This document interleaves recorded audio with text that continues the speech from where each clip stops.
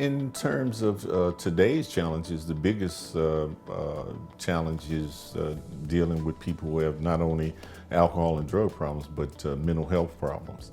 And that certainly has been a major challenge which has been escalating over the past several years. When Odyssey first started, the founder was a psychiatrist who indicated at that time, in the mid-60s, that probably between 5 to 10% of the population would have a mental health problem. In 1999, 10% of our population had what we call a coexisting disorder, mental health and alcohol drug use.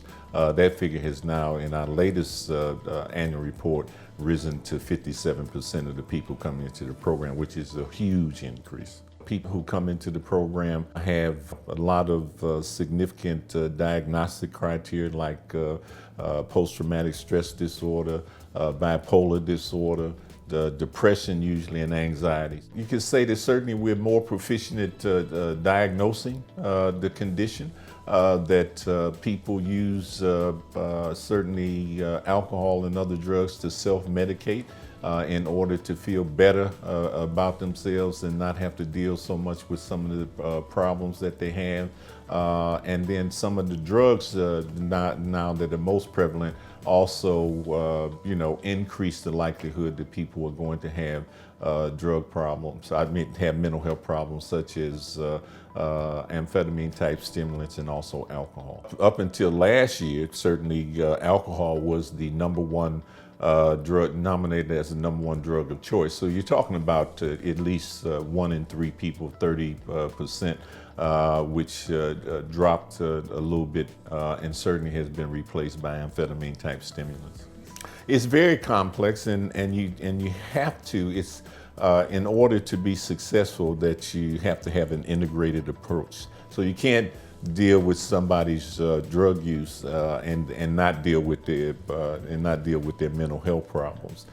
So that we have developed a program specifically to assist people who have coexisting disorders, as we call them, or co-occurring.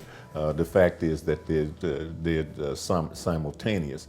And so we have a group specifically designed for people who have those symptoms in order to assist them.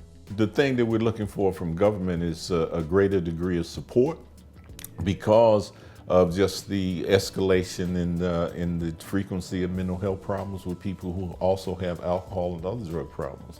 And I think that the government is very aware of this escalation, and certainly that while we're charged with primarily dealing with alcohol and other drug problems, we need additional support in order to adequately deal with the more complex issue about people who have alcohol and other drug problems as well as mental health problems.